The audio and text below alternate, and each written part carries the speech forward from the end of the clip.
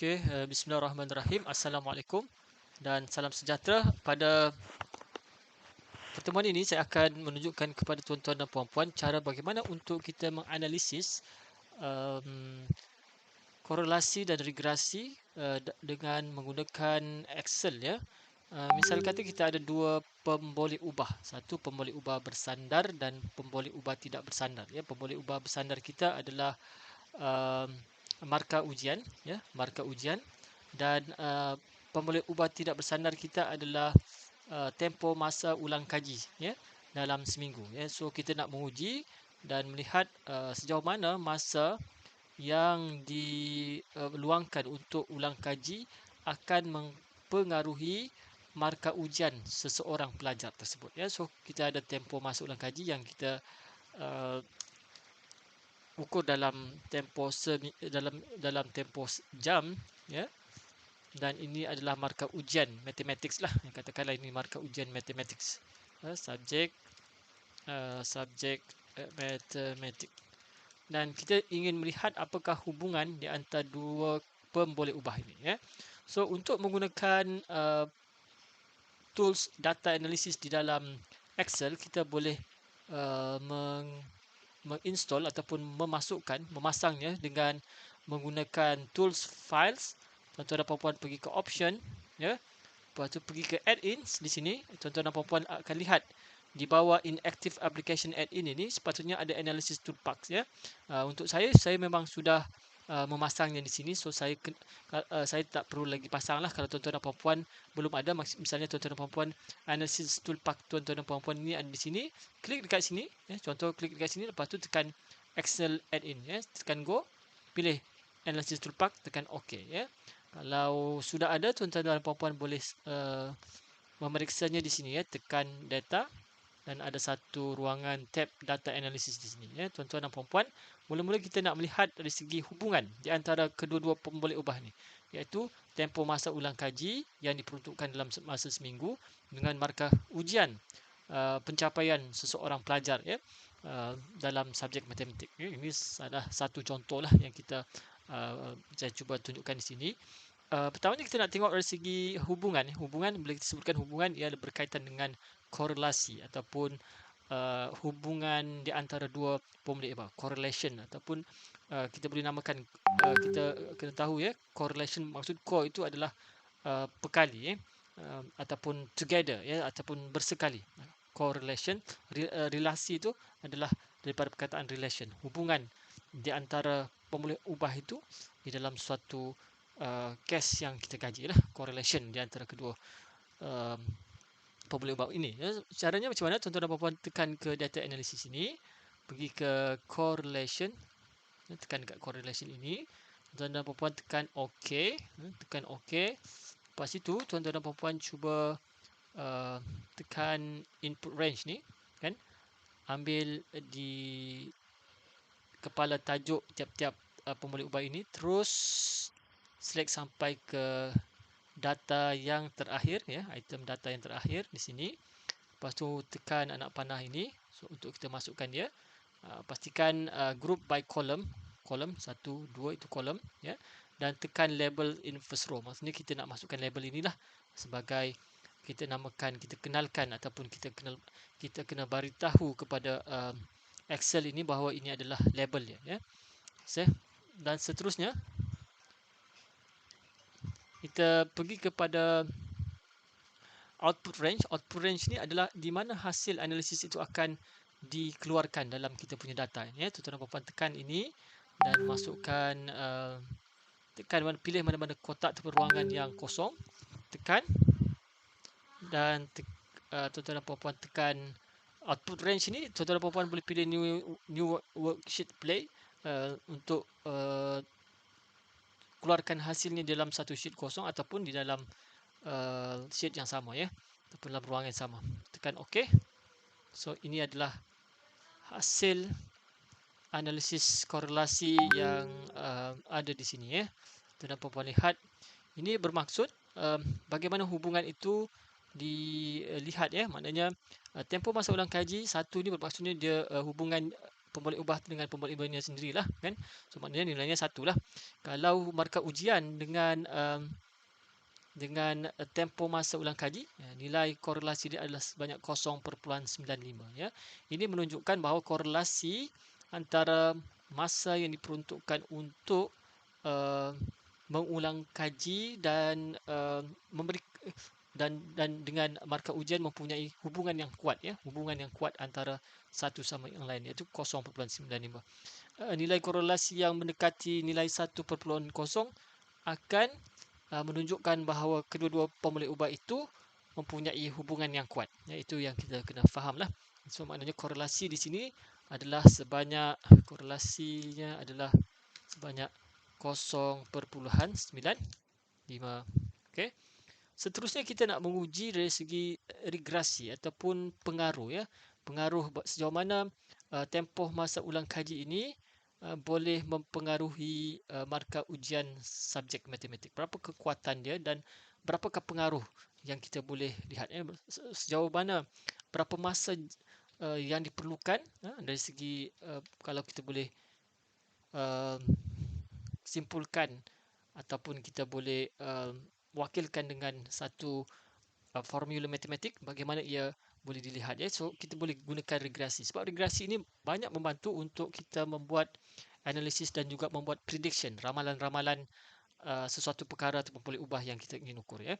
Contoh di sini macam mana kita nak buat, kita tekan sekali lagi data di sini, kita pergi ke data analysis, tab data analysis, lepas tu kita pergi ke regression ya, regression di sini, tuan-tuan dan puan-puan tekan regression, tekan OK.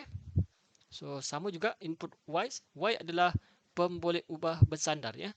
Kalau dalam kes ini pemboleh ubah bersandar kita adalah markah ujian dan pemboleh ubah tidak bersandar kita adalah tempoh masa ulang kaji kan. So ini adalah y dan ini x ya. Sejauh mana x boleh mempengaruhi y. Itu sebenarnya yang kita cuba rungkaikan ataupun kita cuba huraikan di dalam konteks regresi. So kita ambil dulu input y range. So yang ini tuan-tuan dan puan-puan boleh abaikan, tekan di sini. So kita ambil input y ini, iaitu markah ujian subjek mathematics. Kita tekan masukkan. Lepas tu kita tekan sekali lagi untuk kita pilih input x range ataupun pemboleh ubah tidak bersandar kita. Okay. So kita masukkan di sini, tekan sekali lagi. So tekan labels, label maksudnya inilah. Okay. Ini tak apa, tuan-tuan dan puan-puan boleh biarkan saja confident labels. Okay, tak apa. Lepas tu output range, so output range di mana hasil analisis akan kita keluarkan. So kita letak dekat sini. Kita pilih kotak kosong ini. Lepas tu tekan sekali lagi residual, standard residual tak payah. Ini kita tak perlu nak ini sangat. Nanti kita akan tunjukkan. Lepas tu tekan OK. Tekan OK. So kita akan dapatlah hasilnya di dalam analysis regression ya. Kalau kita tengok multiple R square adalah 0.95, R square adalah 0.90 ya. Multiple R ini adalah sama juga dengan apa tadi, korelasi tadi ya. Ini sama juga dengan korelasi tadi. Kalau tuan-tuan dan puan-puan tengok nilai dia lebih kurang sama dengan korelasi tadi 9.537. Itulah yang disebutkan sebagai multiple R adalah correlation ya. Okey. Okey, seterusnya kita tengok kepada R square. Adjusted R square, standard error, observation, dan kalau kita nak tengok yang paling penting adalah di sini ya, significant label. Berapakah nilai signifikan bagi pemboleh ubah tempoh masa ini mempengaruhi markah ujian ya. Kita tengok nilai signifikan mestilah P kurang daripada 0.05 ya. So kalau kita tengok di sini adalah 2.28 bermaksud 0.0000028 ya. 11 titik perpuluhan di belakangnya ya. So maksudnya dia memang menjadi pemboleh ubah yang boleh mempengaruhi secara positif terhadap markah ujian matematik. So secara statistiknya kita boleh nyatakan bahawa pemboleh ubah ini ya, tempoh masa ini sangat boleh mempengaruhi, yang mempunyai pengaruh yang besar terhadap markah ujian, iaitu sebanyak R square. Kalau kita tengok R square ni 0.9, ya, perubahan terhadap uh, markah ujian adalah dipengaruhi sebanyak 0.9 tempoh masuk dalam kaji. So, kalau kita nak lebih faham lagi, kita boleh tunjukkan dalam bentuk apa nama dia, graf. Tuan-tuan dan puan-puan boleh klik ini, kan. Lepas tu tekan insert, tekan chart, kita pergi scatter plot. So kita nampak taburan yang mempunyai jarak yang hampir dekat, ya, kalau kita lihat. Dan kalau kita nak lakarkan satu garis lurus, tuan-tuan dan puan-puan pergi ke insert ini, ataupun kita pergi data, ya, kita pergi insert, ataupun kita pergi ke insert, tuan-tuan dan puan-puan pergi ke, saya pun nak lupa, insert, kita pergi ke, kita nak hasilkan dia punya garis lurus, ya, page layout, formula, data. Okay. Kita tekan ni, kita insert, view, developer, alamat mana, ya.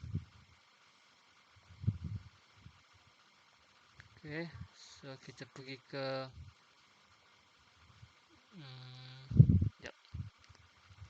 chart. Kita boleh hasilkan chart yang boleh menghasilkan garis lurusnya.